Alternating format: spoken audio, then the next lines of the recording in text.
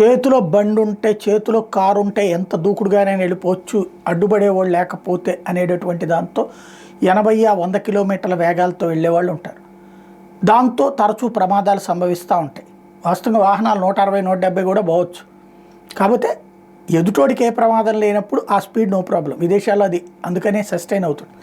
మన దగ్గర అకస్మాత్తుగా ఎవడో అడ్డదిడ్డంగా వచ్చేవాడు ఉంటాడు, ఈ ప్రమాదాల్లో చనిపోతూ ఉండటం ఈ జరుగుతుంది. ఈ నేపథ్యంలో స్పీడ్ రిస్ట్రిక్షన్స్ ఉంటాయి, ఏ ఏరియాలో ఎంతలో తిరగాలి ఇదంతా కూడా. ఇదంతా ఇప్పుడు ఎందుకు చెప్పాల్సి వస్తుందంటే వీటిని కంట్రోల్ చేయడం కోసం స్పీడ్ బ్రేకర్లు సహజంగా ఉంటాయి. అయితే ఈ స్పీడ్ బ్రేకర్లో ఒక విచిత్రమైనటువంటి కాన్సెప్ట్, రంబుల్ స్ట్రిప్స్ అని పెడతారు. మనం అబ్జర్వ్ చేస్తే ఒకటిక్కడ ఒకటిక్కడ ఒకటిక్కడ 3 స్పీడ్ బ్రేకర్లు 1 by 1.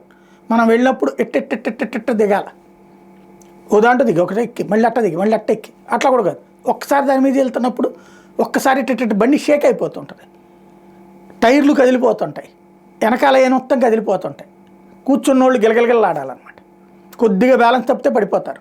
వాస్తవంగా అది తప్పని ఇంజనీర్లు ఎప్పటి నుంచో చెప్తున్నారు. ఇప్పుడు కేంద్ర ప్రభుత్వం దీని మీద సీరియస్గా దృష్టి సారించింది. వివిధ రాష్ట్ర ప్రభుత్వాలకి, రవాణా శాఖలకి చెప్తోంది అట్లాంటి రంబుల్స్ వద్దు. ఎందుకంటే దానివలన వెన్నుపూస ప్రాబ్లం వస్తుంది, మెడ ప్రాబ్లం వస్తుంది, కాళ్ళకి ప్రాబ్లం వస్తుంది.